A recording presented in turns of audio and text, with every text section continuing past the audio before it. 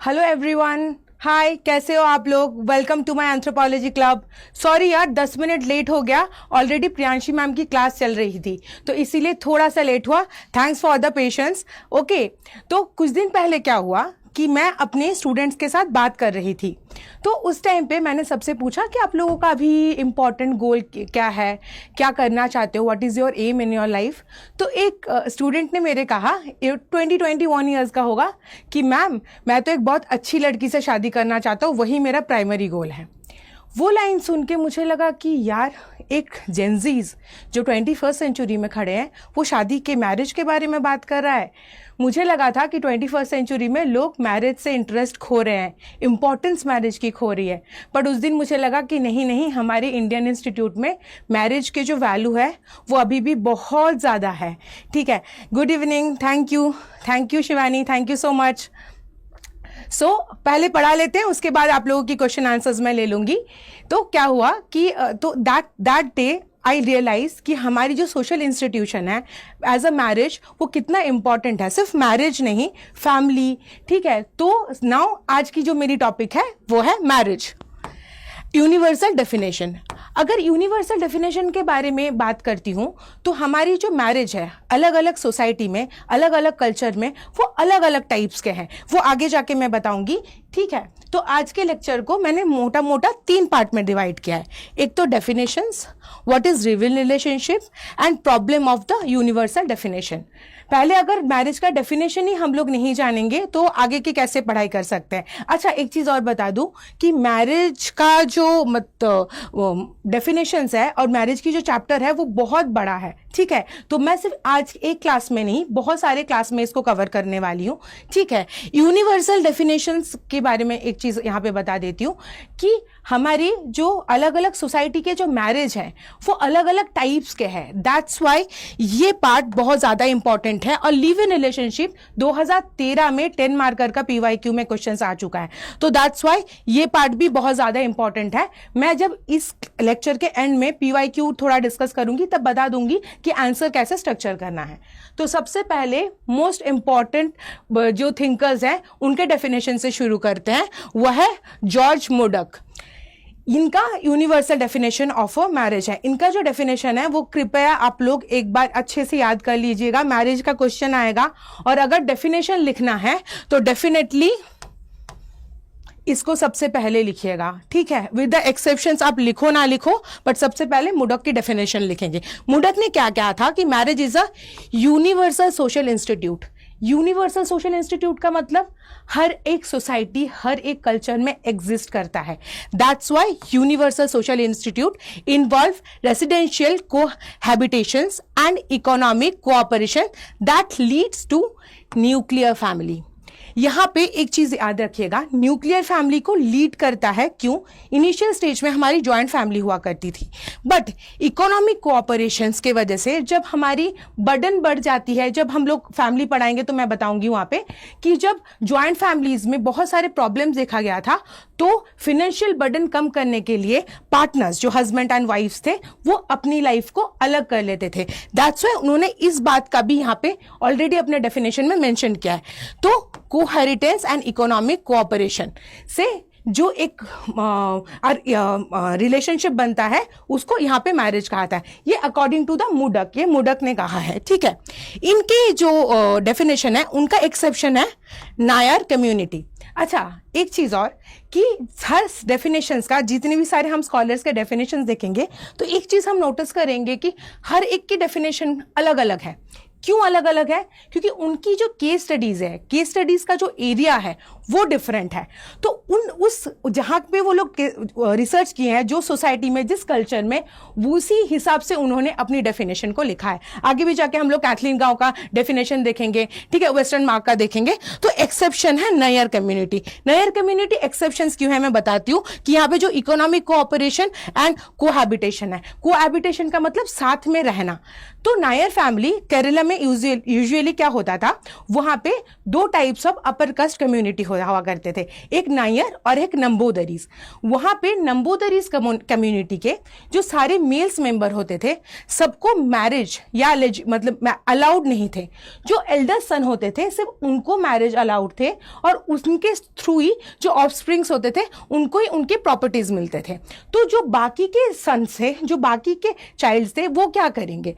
तब नायर एंड वो patriarchal, proper patriarchal society थे, बट नायर कम्युनिटी थे मेट्रियार्कल एंड मेट्रिलिनियल एज वेल। जब मैं टाइप ऑफ द मैरिज पढ़ाऊंगी तो मैं उस चीज को भी बहुत अच्छे से एक्सप्लेन करूंगी। अब बता देती हूँ कि एक लाइन में कि मेट्रिलिनियल क्या है, जो मदर साइड से, फॉर एग्जाम्पल मैं अपनी सारी मदर साइड्स की प्रॉपर्टी इनहेरिट करती हूँ, ठीक है, फादर साइड्स ने, उसको मैट्रिलिनियल बोलते हैं। सो क्या होता था नायर कम्युनिटी में, वो मैट्रिलिनियल होने की वजह से वहां पे वुमेन्स के डोमिनेशंस थे। तो नंबूदरीज जो कम्युनिटी के जो अनमैरिड मैन थे वो अपने मतलब रिलेशनशिप नायर फैमिलीज के वुमेन्स के साथ रखते थे कि उनको एक पार्टनर भी मिले, एंड अपार्ट फ्रॉम दैट वो उनको एक मतलब होता है ना कि they wanted to fulfil their needs as well, and Nair communities को अपने ऑफस्प्रिंग्स भी मिले, जिसकी वजह से वो अपने जो जनरेशन टू जनरेशन परंपरा बढ़ा पाए। तो इस तरह से नायर कम्युनिटी एंड नंबूदरीज कम्युनिटी के बीच में एक कनेक्शन था। तो नायर कम्युनिटी एक्सेप्शंस क्यों थे? जो उनके कम्युनिटीज में मेंस आते थे, उनके साथ कुछ दिन रहते थे, उनके थ्रू उनके बेबीज होते थे और वो completely take care of the Nair families. जो मेंस आते थे उनका उनमें कोई भी इकोनॉमिकल इन्वॉल्वमेंट नहीं होती थी। तो दैट्स वाई ये जो नायर कम्युनिटी है ये एक्सेप्शन है इस डेफिनेशन का। ना साथ में रहते थे जिंदगी भर, ना ही इकोनॉमिकल बर्डन मेल मेंबर्स के ऊपर आता था। So that's why second definition is western mark. अच्छा, मैं डेफिनेशंस पहले क्यों अच्छे से एक्सप्लेन कर रही हूं ये बता देती हूं। हर एक डेफिनेशन अलग अलग है, ये अगर आप लोगों को समझ में आएगी तो ही समझ में आएगी कि जो हमारी यूनिवर्सल डेफिनेशन का जो कॉन्सेप्ट है मैरिज में वो एग्जिस्ट नहीं करता है। मैरिज में कोई यूनिवर्सल वन डेफिनेशन नहीं है। हाँ, marriage is a universal concept, social institute, that is true, मैं एक बार PYQ में बताऊंगी, बट मैरिज का कोई एक पर्टिकुलर डेफिनेशन नहीं है। दैट्स वाई क्वेश्चन के हिसाब से आप प्लीज अपने डेफिनेशंस को लिखिएगा।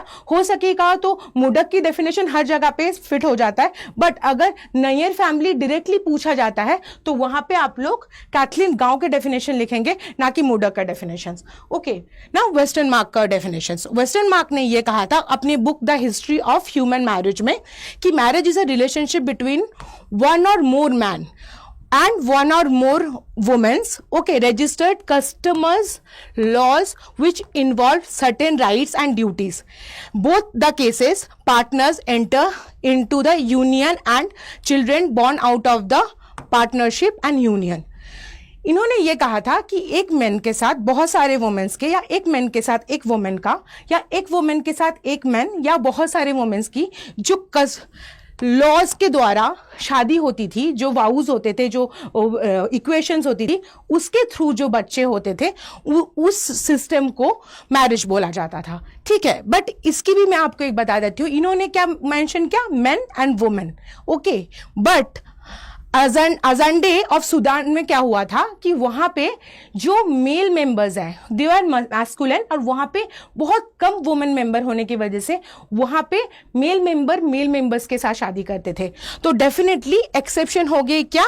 अजांडे ऑफ सूडान। अच्छा, आप लोग प्लीज अपने एग्जाम्पल्स और एक्सेप्शंस को प्लीज याद रखिएगा, क्योंकि उससे एक्स्ट्रा मार्क्स मिल जाएंगे। मान लीजिए कि 10 लोगों ने सिर्फ डेफिनेशन लिखा और 10 लोगों में से सिर्फ एक स्टूडेंट ने एक्सेप्शंस एंड एग्जांपल्स लिखे, तो ऑटोमेटिकली मैं उसको 1 नंबर ज्यादा दूंगी या हाफ नंबर ज्यादा दूंगी। और बहुत इंपॉर्टेंट होती है एक नंबर सारे, मतलब जब मेंस लिखेंगे आप लोग तब आपको पता चलेगा। So third is a Kathleen गांव।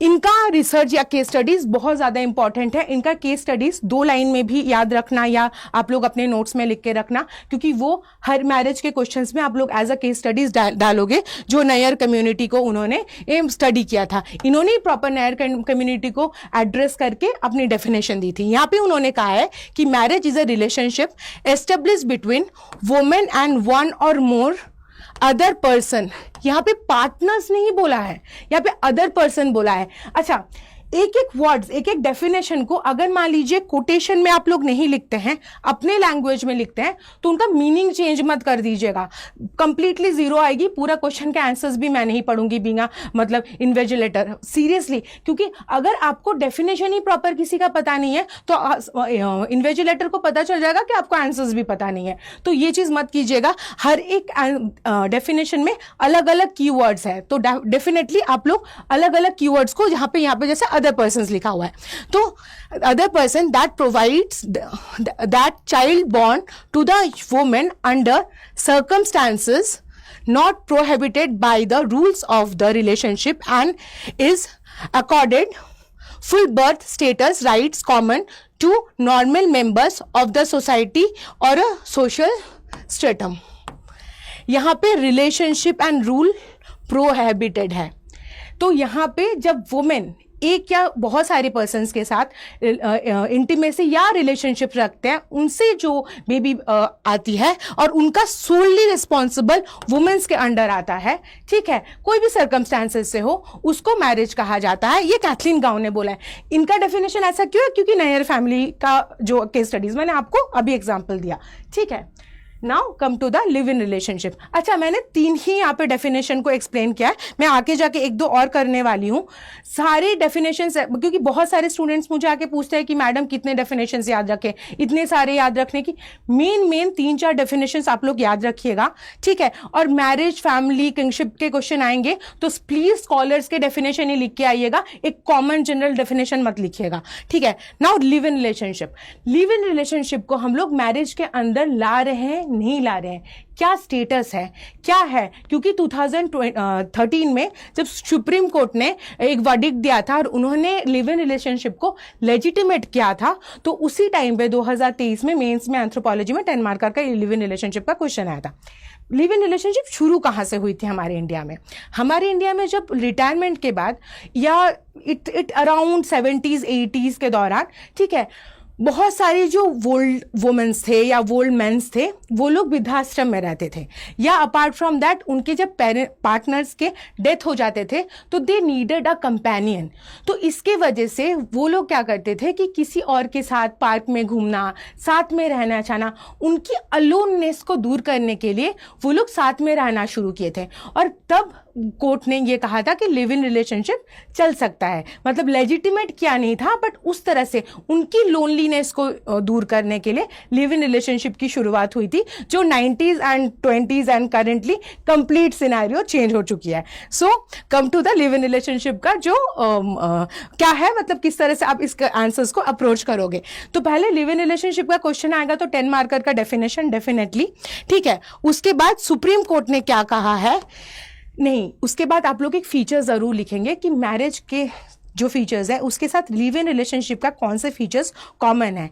तो दैट्स वाई, हेलो एवरीवन,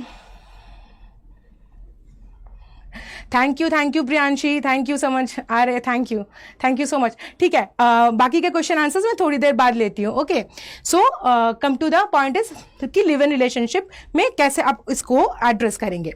तो लिव इन रिलेशनशिप 2023 में सुप्रीम कोर्ट ने लेजिटिमाइज क्यों किया? क्योंकि जब एक कपल साथ में रहते थे with a long period of time, उससे अगर कोई ऑफस्प्रिंग्स, कोई अगर बेबी हो रहा है तो उसका क्या होगा, उसकी जिम्मेदारी कौन लेगी? ये बहुत बड़ा एक क्वेश्चन आया सामने सरकार के पास भी एंड सुप्रीम कोर्ट के पास भी उस टाइम पे, कि लैंडमार्क केस था इंदिरा शर्मा वर्सेस वीकेवी शर्मा 2013। और इस केस में, प्लीज केस का नाम मेंशन कीजिएगा, इस केस में सुप्रीम कोर्ट ने 5 लिव इन रिलेशनशिप की कैटेगरीज को मेंशन किया कि ये 5 कैटेगरीज के अंदर अगर कोई भी कपल्स फिट होता है तो उसकी जो रिलेशनशिप है वो बाउंडेड नहीं होगा, बट उनकी जो बेबीज होगी वो लेजिटिमेट होगी। और एक बात बताती हूँ, कोई भी वुमेन अगर कोई भी मैन के साथ 6 महीने साथ में रहते हैं, ठीक है, तो वो क्लेम कर सकती है मैरी करने के लिए उस मैन को। तो यहाँ पे बेबी का सिक्योरिटी या वुमेन्स की सिक्योरिटी के लिए उन्होंने लेजिटिमेट किया था। नाउ हाँ, लेजिटिमेट, बट यहाँ पे लेजिटिमेट बट बाउंड नहीं, ओके। एक तो पहले के टाइम में जो वाइट्स और ब्लैक बोर्ड्स होते थे वो थोड़ा ज़्यादा अच्छा है, ये टेक्नोलॉजी में थोड़ा सा गड़बड़ हो जाती है, चीज़ें पढ़ाने के बीच में डिस्टर्बेंस क्रिएट कर देती है। Now positive impact of the live in relationship. अच्छा, अगर 10 मार्कर की क्वेश्चन आता है, आंसर को कैसे एड्रेस करोगे पहले ही मैंने साथ साथ ही बता रही हूँ, प्लीज नोट डाउन कर लीजिए, बाद में मैं नहीं बताने वाली। पहले definition of the live in relationship first, second body part first part of the body में फीचर्स, ठीक है। उसके बाद सुप्रीम कोर्ट ने क्या कहा था, लेजिटिम केस के साथ एक लाइन डेफिनेटली। देन उसके बाद पॉजिटिव एस्पेक्ट्स क्या क्या है। पॉजिटिव एस्पेक्ट्स है freedom of choice. Live in relationship को लेजिटिमेट इसलिए किया गया था ये पॉजिटिव, क्योंकि मान लीजिए कि किसी को अगर आगे जाके शादी करनी हो एक दूसरे से, they can choose their partner according to their wish. वो कंपैटिबिलिटी चेक कर सकते हैं, क्योंकि हम लोग अभी इतने मॉडर्न सोसाइटी में खड़े हैं, तो this things are very important. That's why this is one of the positive point है कि मेनी अर्बन एंड ये सिर्फ ना अर्बन सोसाइटी में ही एक्सेप्टेड है। टीयर 2 टीयर 3 सिटीज में इंडिया में अभी भी, मैं अभी जब नेगेटिव पॉइंट्स में आऊंगी तो बताऊंगी, अभी सिर्फ पॉजिटिव ही बताती हूँ, ठीक है। अंडरस्टैंडिंग बिफोर मैरिज, मैरिज से पहले, मैंने पहले ही बोला कंपैटिबिलिटी, ओके, इस वजह से भी बहुत लोग लिव इन रिलेशनशिप में रहते हैं, ओके। देन इसके अलावा मैंने एक चीज यहाँ पे बता देती हूँ कि इकोनॉमिकल बर्डन कम करने के लिए भी, जैसे बहुत बड़े बड़े सिटी दिल्ली, मुंबई, बैंगलोर में बहुत सारे कपल साथ में इसलिए रहते हैं क्योंकि रूम रेंट कम हो, साथ में खर्चा करेंगे तो थोड़ा सा अपने भी सेविंग्स कर पाएंगे। वो इकोनॉमिकल बर्डन कम करने के लिए भी बहुत लोग लिव इन रिलेशनशिप में रहते हैं। Reduce social pressure to marry early.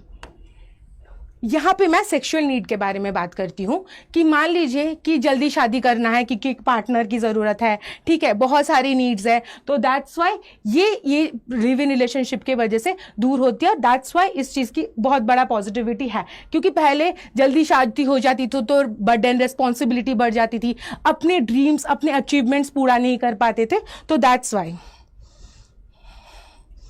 Thank you Ravi, thank you so much.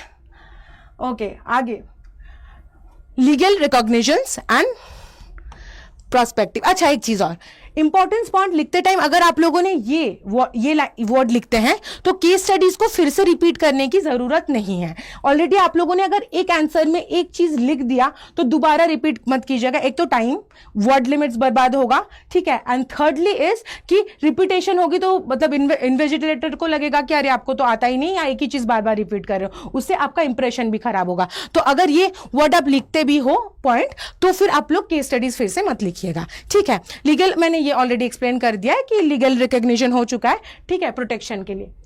Now come to the negative points. Definitely सबको नेगेटिव पॉइंट्स पता है, क्योंकि हमारी सोसाइटी इतनी ज़्यादा रिजिड है अभी भी। It's a very much patriarchal society, rigid. बहुत सारे लोगों में एक बहुत बड़ा स्टिग्मा है। अगर आप ही जाके बोलोगे कि आप अपनी बॉयफ्रेंड या गर्लफ्रेंड के साथ में रहते हो तो आई एम श्योर कि घर वाले तो निकाल ही देंगे आप लोगों को। तो पहले तो लैक ऑफ सोशल एक्सेप्टेंस बहुत सबसे बड़ी बात है, ठीक है। नो लीगल बाइंडिंग, क्योंकि कोई लीगल बाइंडिंग नहीं है। मैंने बोला लेजिटिमेट है बट लीगल बाइंडिंग नहीं है। हेलो प्रियांशी, हाय। सो लीगल बाइंडिंग नहीं है, लेजिटिमेट है बट लीगल बाइंडिंग नहीं है, तो इससे एक इनसिक्योरिटी भी पैदा होती है कपल्स के बीच में। तो that's why no legal binding. अच्छा, यहाँ पे एग्जांपल्स प्रॉपर दीजिएगा अगर याद रहता है तो। अदर ये लाइंस, ये सारे पॉइंट्स एक एक लाइन में ही कंप्लीट होगा, उसको एग्जैजरेट मत कीजिएगा अपने आंसर्स में, ओके। थर्डली इज सॉरी, हाँ, ओके। स्टिल मैंने कहा व्हाइट बोर्ड और ब्लैक बोर्ड पहले के जमाने का अच्छा था, काम ही नहीं करते हैं। Stigma against children born in live in relationship. Of course मैंने पहले ही बोला, क्योंकि हम लोग इंडियन सोसाइटी में रहते हैं, हमारी सोसाइटी की कुछ वैल्यूज़ और कुछ एथिक्स है। सो दैट्स वाई जो स्टिग्मा होगा, जो बेबी होगी, ठीक है, उनको आगे जाके बहुत ज़्यादा डिफ़िकल्टीज़ की सामना करनी पड़ेगी, बुलीज होना पड़ेगा। तो दैट्स वाई ये स्टिग्मा अटैच होने का भी एक डर होता है अगर लिव इन रिलेशनशिप से बेबी होती है। ये बहुत बड़ी एक नेगेटिव पॉइंट है, क्योंकि उससे कपल से ज़्यादा वो बेबी सफ़र करती है फ्यूचर में। Now comes to the emotional instability and insecurity. जब दो पार्टनर साथ में रहते हैं without marriage, without any commitments, तो ऑलवेज ना दोनों पार्टनर्स को ही लगता है कि अगर सामने वाला छोड़ के चला गया, एक डिपेंडेंसी, एक लव होने की वजह से वो फियर ऑफ लूजिंग भी होता है। क्योंकि हमारी जो प्रॉपर इंडियन इंस्टीट्यूट है, हमारी जो Indian ethical value and morals है उससे ना मैरिज को एक बहुत सेक्रेट जगह पे रखा गया है। इंडियन वैल्यू की बात करूँ जहाँ पे अभी भी डिवोर्स भी एक बहुत ज़्यादा स्टिग्मा अटैच होता है। तो अगर कोई समझता है कि मेरी शादी हो रही है किसी से तो this is a life time commitment. तो अगर बिना शादी के कोई रह रहे हैं साथ में तो डेफिनेटली एक इनसिक्योरिटी और एक इंस्टेबिलिटी होती है, उससे मेंटली इंस्टेबिलिटी होती है, काम में इफेक्ट पड़ता है। तो ये बहुत बड़ा एक नेगेटिव पॉइंट है लिव इन रिलेशनशिप का। तो मैंने आंसर्स कंप्लीट कर दिया last part of the body में नेगेटिव एस्पेक्ट्स। एंड जब आप लोग कंक्लूड करेंगे लिव इन रिलेशनशिप वाले क्वेश्चंस के आंसर्स को, क्वेश्चन को मैं एक बार दिखा देती हूँ। ओके, ये आया था 2013 में question, where do you situated live in relationship within the institute of marriage. तो बैलेंस स्टेटमेंट के साथ यहाँ पे आप लोग कंक्लूड करेंगे कि this is legitimate, not binding, though it is within मतलब within the frame of a marriage but still with it is not actual marriage. तो एक बैलेंस स्टेटमेंट होगा। इसी तरीके के एक बैलेंस स्टेटमेंट के साथ आप लोग कंक्लूड करेंगे। एंड इस टाइम पे बहुत लोग क्या करते हैं, जो मैंने सुप्रीम कोर्ट वाले केस स्टडीज बोली वो बॉडी पार्ट की जगह कंक्लूजन में लिखते हैं। मैं बोलूँगी नहीं, आप लोग उसको बॉडी पार्ट में रहने देना, एक बहुत बड़ा पार्ट है वो, दैट्स वाई। एंड देन आप कंक्लूजन करना एक बैलेंस स्टेटमेंट से। Now universal definition of marriage, जिसके बारे में मैं बात कर रही थी। यूनिवर्सल डेफिनेशन ऑफ फैमिली का क्वेश्चन प्रीवियस ईयर में आ चुका है कि marriage is a universal concept, ठीक है, या there is a universal definition of marriage is exist और नॉट। तो ये फैमिली और नॉट, फैमिली में ये क्वेश्चन आ चुका है, मैरिज में PYQ में अभी तक ये क्वेश्चन नहीं आए हैं। यहाँ पे मैं एक छोटी सी चीज बहुत क्लियरली मेंशन कर रही हूँ, अगर ये क्वेश्चन आता है कि marriage is a universal concept question mark और एक्सप्लेन और क्रिटिकली एनालाइज, तो yes marriage is a universal concept, हर एक सोसाइटी हर एक कल्चर में एग्जिस्ट करता है। बट अगर ये क्वेश्चन आता है कि is marriage there is a any universal definition of marriage is exist, तो आप लोग बोलेंगे कि no, there is a no universal definition, क्योंकि अलग अलग कल्चर अलग अलग सोसाइटी के हिसाब से जो हमारी मैरिज की डेफिनेशन है वो अलग है, उनके कॉन्सेप्ट्स अलग है, उनके जो टाइप्स अलग है। सो दैट्स वाई ये बहुत मतलब क्वेश्चन प्लीज पढ़ के, ये कंफ्यूजन होगा ही और बच्चे आगे जाके गलत करेंगे, एक क्वेश्चन की जगह दूसरा आंसर लिख के आएंगे। तो आप लोग प्लीज ये चीज मत कीजिएगा। नाउ कम टू द कि किस तरह से इस पार्ट को आप लोग कैटर करोगे। ओके, सो जॉर्ज मुडक की डेफिनेशन मैं फिर से एक्सप्लेन नहीं कर रही हूँ, ऑलरेडी मैंने बहुत अच्छे से बोल दिया है, ठीक है, कि कोहैबिटेशन एंड इकोनॉमिक कोऑपरेशन की वजह से देन कुछ कॉमन एलिमेंट्स है मैरिज का, ठीक है, जो हर एक सोसाइटी या कल्चर में देखा जाता है। इस पार्ट को आप लोग लिखेंगे, यहाँ पे लिखा है social approval of sexual relationship. Definitely हर एक मैरिज में सोशल अप्रूवल तो है ही, वो हम लोग देखते हैं कि मैन टू मैन मैरिज हो, वुमेन्स टू वुमेन्स मैरिज हो, जो भी मैरिज क्यों ना हो वहाँ पे सोशल एक्सेप्टेंस है। Okay, now is a public recognitions. अच्छा एक सेकेंड, मैंने शायद वन मोर थिंग, अरे बोर्ड सेल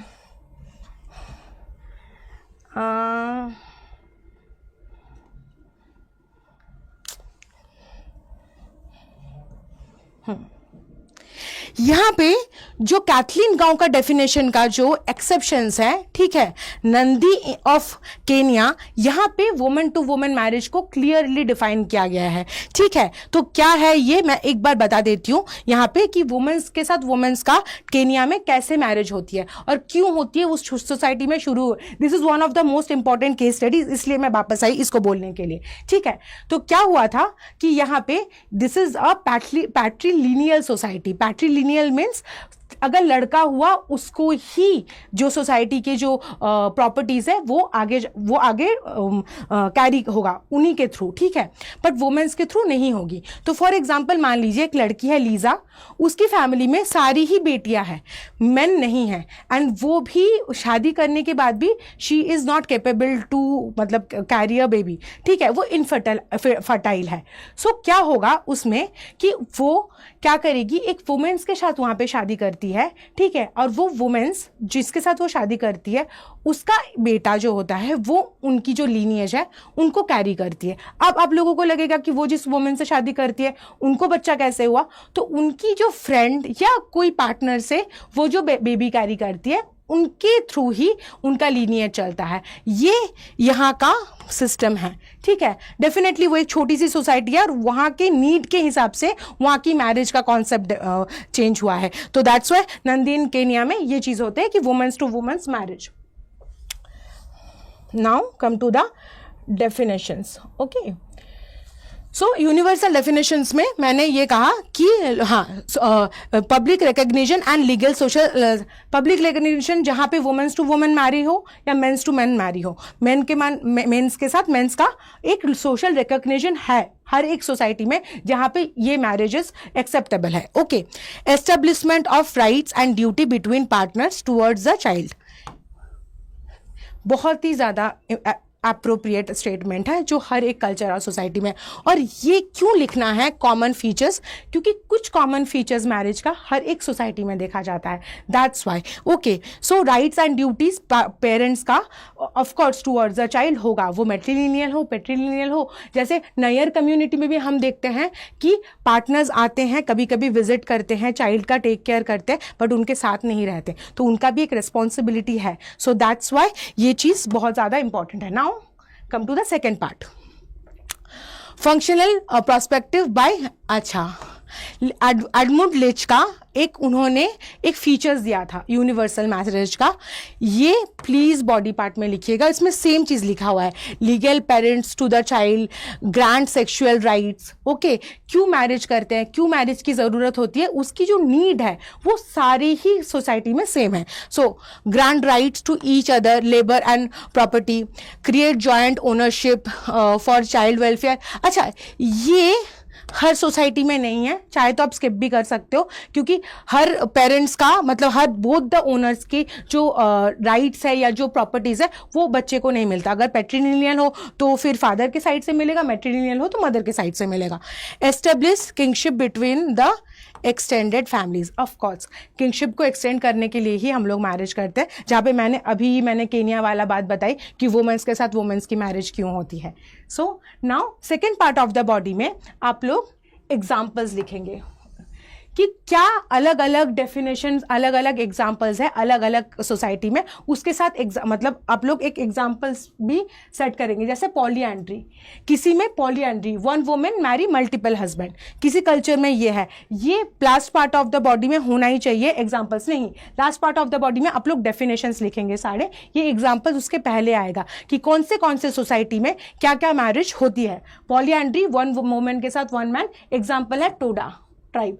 जब ये आप लिखेंगे ना, प्लीज ये एग्जाम्पल्स मेंशन जरूर कीजिएगा, क्योंकि अगर आपने एग्जाम्पल्स नहीं लिखे तो मैं डेफिनेटली क्या कोई भी इन्विजिलेटर नंबर नहीं देगा। तो यहाँ पर ये वो polyandry is a one women के साथ मल्टीपल हस्बैंड। मोनोगैमी जो हमारी इंडियन सोसाइटी में चलती है, वन मैन के साथ वन वुमेन, ठीक है, common in most of the societies. Ghost marriage, ठीक है, ये एक different type of marriage concept है, ये मैं थोड़ा सा समझा देती हूँ कि क्या है ghost marriage.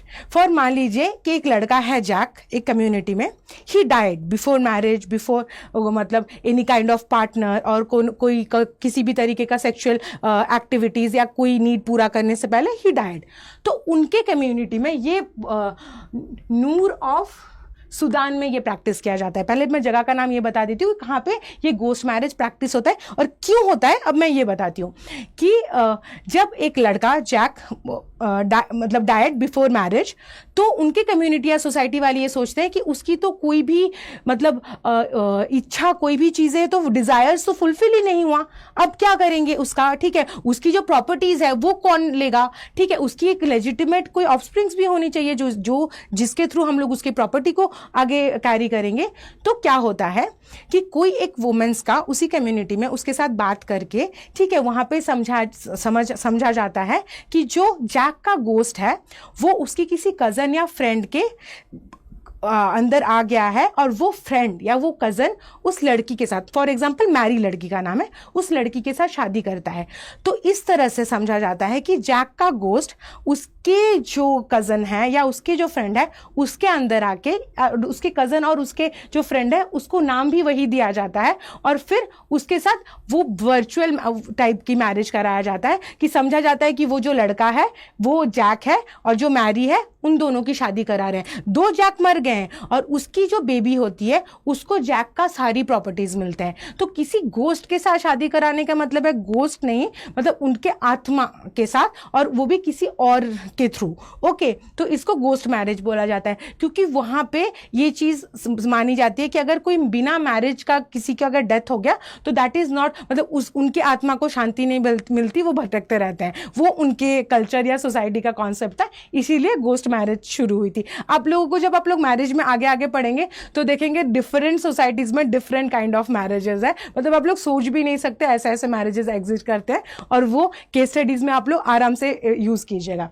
Now ritual marriage without कोहेरिटेंस, ये मैंने सही पहले ही बोल दिया नायर कम्युनिटी केरला में कि बिना रिचुअल्स की शादी करना, ठीक है, जैसे नायर फैमिली में केरला में होता है।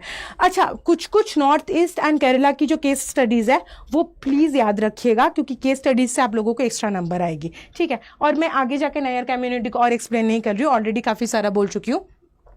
इंपॉर्टेंट डेफिनेशन एंड प्रोस्पेक्टिव्स, ये last part of the body में आएगा अगर ये क्वेश्चन आता है तो। वेस्टर्न मार्क का डेफिनेशन पहले ही फर्स्ट एकदम स्टार्टिंग में मैंने एक्सप्लेन किया। नोट एंड क्वेरीज का, ठीक है, उन्होंने डिफाइन किया था मैरी को union where children are recognized as a legitimate by both, दोनों की लेजिटिमेट चाइल्ड के हिसाब से। Okay, Ankita ma'am already wait कर रही है, सेकंड क्लास है तो ठीक है, मैं ख़त्म कर लेती हूँ, 2 मिनट मैम, मैं ख़त्म करके ही आपको देती हूँ studio, thank you. So note and queries का डेफिनेशन में उन्होंने कहा था कि लेजिटिमेट, बच्चे का लेजिटिमेसी के वजह से लिए मैरिज होना ज़रूरी है, तो वहाँ पे ये लेजिटिमेट वाला वर्ड बहुत ज़्यादा इंपॉर्टेंट है, ठीक है। कैथलीन गाँव वाला मैंने पहले फर्स्ट में ही बोल दिया। यहाँ पे आप लोग एक चीज़ नोटिस कर रहे हैं कि हर जगह पे जो 2-3 डेफिनेशन है वो बहुत ज़्यादा इंपॉर्टेंट है और याद रखने की ज़रूरत है। Okay, now questions. Okay, conclusion. अच्छा, इस क्वेश्चन का आप कंक्लूजन कैसे करोगे? कंक्लूजन इस तरह से कर सकते हो जैसे मैरिज, मतलब जैसे मैंने पहले ही बोला कि marriage it's a universal concept, but definition of marriage there is a no single definition. Okay, so ये दोनों लाइन यूनिवर्सल और ये दोनों लाइन प्लीज़ आपके कंक्लूजन में होनी चाहिए। अगर किसी ने ये लिखा ना, मैं सिर्फ कंक्लूजन के लिए एक्स्ट्रा 1 नंबर दूंगी।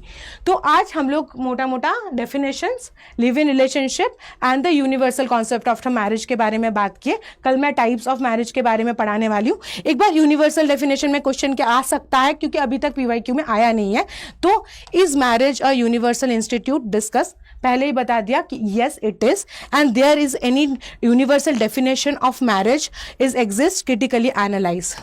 क्रिटिकली में positive and negative both path, no, कोई भी एक पर्टिकुलर डेफिनेशन नहीं है। सो ये दोनों क्वेश्चन का आंसर्स मैंने ऑलरेडी यही लेक्चर में दे दिया है कि आंसर्स किस तरह से करेंगे और कॉन्सेप्ट भी मैंने समझा दिया है। तो अगले क्लास में मिलते हैं, टाइप्स में समझाने वाली हूँ एंड आई होप कि आप सब लोग प्रेजेंट होंगे। Okay, take care, all the